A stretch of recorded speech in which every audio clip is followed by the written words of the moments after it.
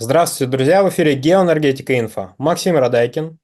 И я, Борис Марцинкевич, всем добрый день. Борис Леонидович, Госдума легализовала майнинг криптовалют. Теперь каждый россиянин сможет официально майнить крипту. Граждане, которые хотят этим заниматься, будут обязаны не превышать установленные лимиты энергопотребления и приобрести юридический статус ИП или ООО. Мы с вами постоянно наблюдаем в СМИ, как тут и там находят какие-то криптофермы, которые подключаются к энергосистеме домов, предприятий, всего прочего, их находят, изымают. Насколько вот эта сфера криптомайнинга, она влияет на энергосистему и как стоит относиться в сфере энергетики именно к легализации данной сферы? Ну, давайте по порядку. Мне кажется, что Госдума решила настолько оперативно принять этот закон ровно по одной причине. Эту тему в одном из своих недавних выступлений поднял президент России, сообщив о том, что неорганизованный, нерегулируемый майнинг действительно может вызывать проблемы с энергоснабжением. Была масса комментаторов, которые сделали совершенно замечательный вывод. Путин против криптовалюты, все, хватает чемодан, вокзал уходит и так далее. На самом деле, если не касаться всего того, что мы касаться как проект, занимающийся энергетикой, не должны, правила обращения валюты и прочее, прочее, это действительно отдельная тема. Пусть специалисты по этому поводу размышляют, кому разрешено, кому запрещено. Что такая майнинговая фирма для любого генератора электроэнергии? Это достаточно стабильный потребитель, у которого нет пиков спроса, который работает абсолютно равномерно в течение всего дня, всей недели, не соблюдает ни выходных дней, не знает, что такое смена года и так далее, и так далее. В этом плане они абсолютно удобны. То есть это нагрузка для базовой генерации. Весь вопрос был в том, как же ее регулировать. А та проблема, которая для Министерства энергетики, так скажем, имела место быть, это то, что майнинговые фирмы работали на тех тарифах, которые у нас предназначены для населения. У нас в стране применяется так называемое субсидирование физических лиц, повышенные платежи на бизнес для того, чтобы тарифы для населения не росли. И вот в этот низкий тариф они, собственно говоря, и включались. При этом, насколько можно понять, по всему, что нам тут рассказывают, зарабатывали достаточно приличные деньги, не оплачивали ни электроэнергию, ни налогов. И тянулось это достаточно долго. Причем надо отдать должное нашим специалистам по криптовалюте. Они неоднократно говорили о том, что они не хотят быть серыми, легализуйте, дайте нам правила, мы будем работать так, как удобно, выгодно и нам, и государству. Чем еще удобны майнинги? Фермы как таковые. Ну, давайте вспомним, что у нас происходило совсем недавно в Объединенной энергосистеме Юга.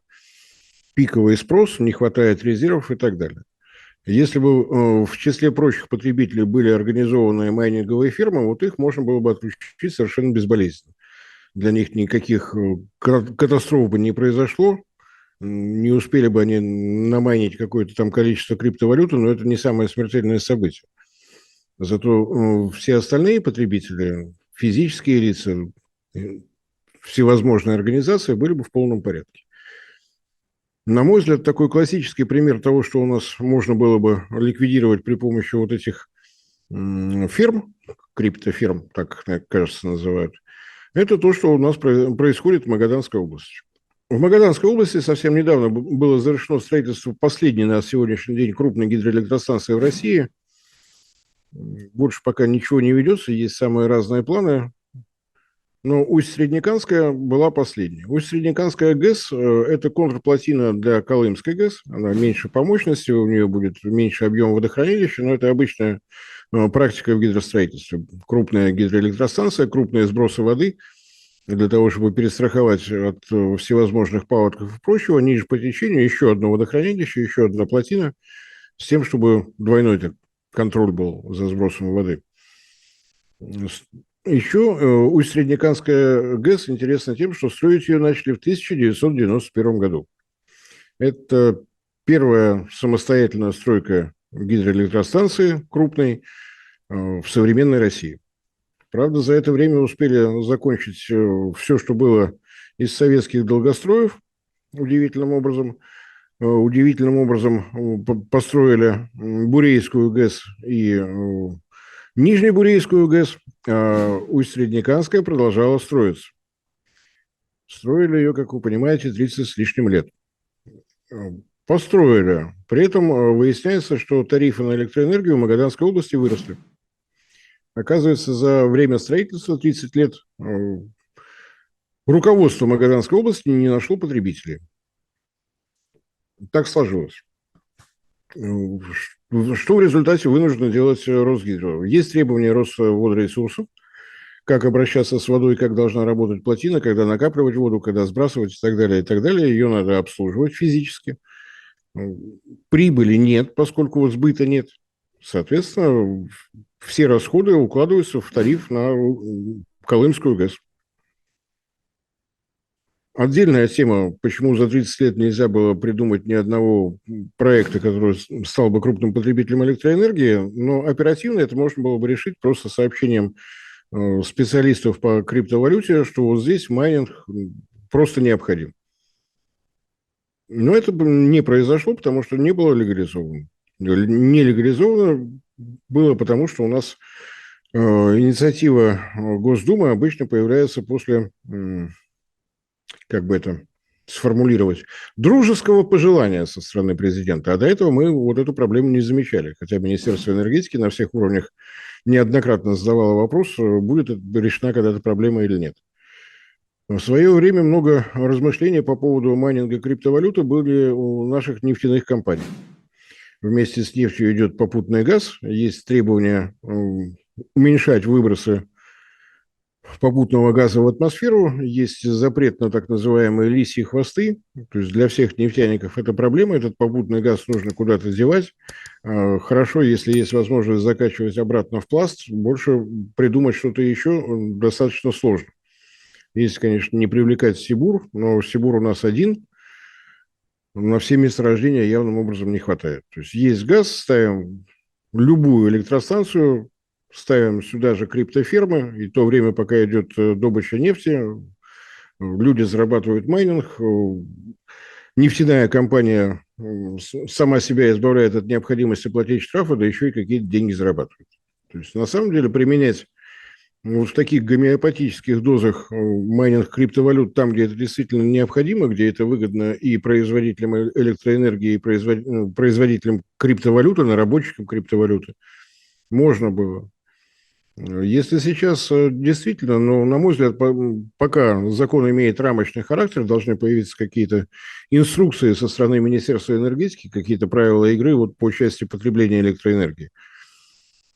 Очевидным образом, Министерство энергетики должно иметь возможность вводить запрет на майнинг криптовалют в энергодефицитных районах. Понятно, что в объединенной энергосистеме Юга криптовалюты сейчас точно не нужны. Понятно, что на юго-востоке Сибири они точно не нужны. И если мы посмотрим на Дальний Восток, то вместо традиционных 3 миллиардов киловатт-часов экспорта электроэнергии в Китай в этом году ожидается где-то так 500 миллионов в лучшем случае. Почему? Потому что нужно ремонтировать электростанции, потому что с водностью на Амуре в этом году не очень хорошо. То есть здесь лишние потребители точно будут лишними. И, очевидно, должны быть правила на тот случай, если из-за каких-то погодных аномалий резко вырастает спрос, то, на мой взгляд, все эти майнинговые фирмы должны находиться в зоне риска, они должны точно знать, что в том случае, если не хватает электроэнергии, вы будете выключены первыми, потому что вы не льете сталь, вы не охлаждаете на складах продукты питания и так далее, и так далее. Так что я только приветствую и, конечно, очень надеюсь, что закон будет опубликован и станет официальным, пока еще публикация не состоялась, совсем недавно произошло. И Министерство энергетики, на мой взгляд, тоже должно достаточно быстро, аккуратно ввести эти правила, потому что ничего плохого в этом нет. Несмотря на то, что майнинг в России находился в серой зоне по объемам майнинга криптовалюты, Россия находится на 2-м месте после Соединенных Штатов. Этот вид бизнеса вполне способен генерировать прибыль не только тем, кто им занимается, но и соответствующую, если налоговая система включит в свой контур вот этот вид бизнеса, будет дополнительный доход для государства. И еще раз, для тех, кто не понял слова президента, то, что он критиковал, это был нерегулируемый майнинг.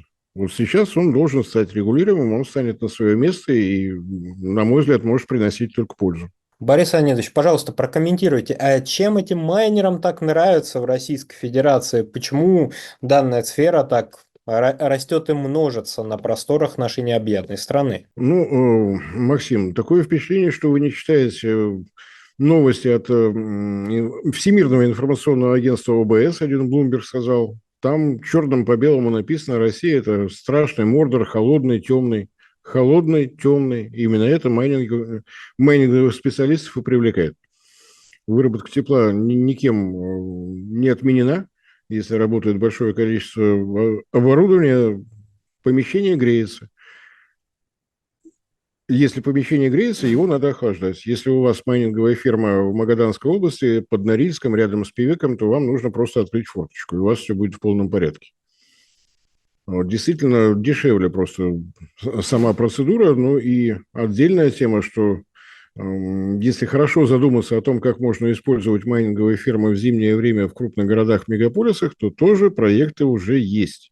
Еще не была легализована эта деятельность, не появились все налоговые ограничения и тарифные правила для них, но то, как ее можно использовать, на мой взгляд, уже очевидно. Если когда-нибудь во время зимнего снегопада вы окажетесь в Москве, вы увидите количество грузовиков, которые вывозят снег в огромных количествах куда-то далеко за город, создавая пробки и так далее, и так далее. Если тепло майнинговых ферм использовать для снегоплавильных ловушек, а такие расчеты уже есть, специалисты в МВТУ имени Баумана считали уже и это, и Московский энергетический институт их расчеты проверял. Да, это, как это ни странно, может быть использовано еще и вот таким образом. То есть майнинговые фермы могут приносить еще и пользу городскому хозяйству в зимнее время. И такое происходить может только в России. Вот кто в этом случае кому будет платить? С одной стороны, майнинговые компании, разумеется, должны рассчитываться за электроэнергию. С другой стороны, если будет помощь в городу с уборкой снега с улиц, то не исключено, что еще и городские власти будут приплачивать за такую трудовую деятельность. Вот здесь у вас нарабатываются ваши биткоины или какие-нибудь там другие виды криптовалют, а здесь вы при этом топите снег. Вы приносите пользу обществу, вот вам за это денежка. Или какое-нибудь налоговое послабление.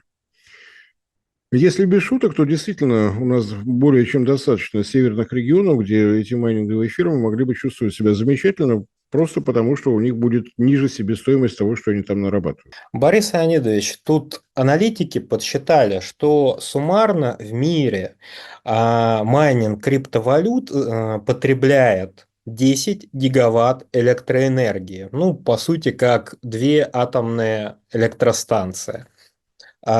Чисто теоретический вопрос. Возможно ли, в принципе, создание АЭС, которая будет работать на майнинг? Нам не надо теоретизировать, нам надо решать практические задачи. С учетом возраста имеющегося парка электростанций в Российской Федерации, до 50-го года по предварительным расчетам необходимый объем инвестиций составляет порядка 90 триллионов рублей. Повторяю, это только ремонт того, что сейчас по возрасту подкатывает к 50 годам среднего возраста электростанции. И если мы будем действовать по-прежнему в обычном порядке, договора предоставления мощности, повышенные сборы со всего рынка, очень несложно предсказать, что будет с тарифом. Борис Леонидович, большое спасибо за комментарии. Друзья, подписывайтесь на Telegram Геоэнергетика Инфо. Все ссылки будут в описании к данному ролику и в закрепленном комментарии. Там же будут реквизиты для желающих финансово поддержать наш проект в условиях лишения монетизации на YouTube. Спасибо, до новых встреч. Не забывайте о том, что сейчас происходит с YouTube, насколько многие лидеры мнений поддерживают идею о необходимости отключить этот хостинг. Поэтому действительно не забывайте о том, что мы есть в Телеграм-канале, о том, что мы есть на страницах ВК, о том, что мы есть в Дзене и даже на Рутубе. Ищите, подписывайтесь, этим вы окажете поддержку нашему проекту, которому, я так понимаю, предстоят, опять же, нелегкие времена.